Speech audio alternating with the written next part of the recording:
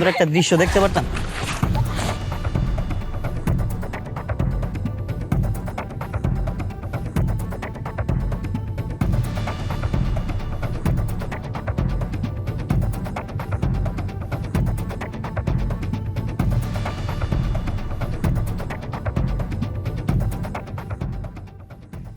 এই মেয়ে, চোখে দেখতে পাও না?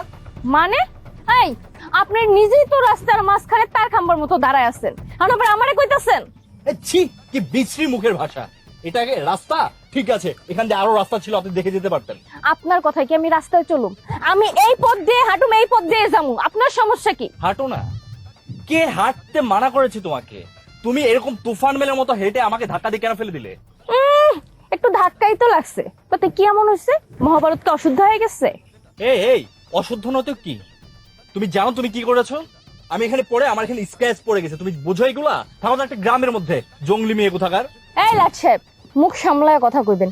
গ্রাম নিয়ে না একদম উল্টাপাল্টা কথা কইবেন না। আপনার না এই গ্রাম সম্পর্কে ধারণা নাই। মানুষ যদি জানে না, একদম এই ব্রিজের লগে বাইন্দা আচ্ছা রকম পিটাইবো, বুঝছেন?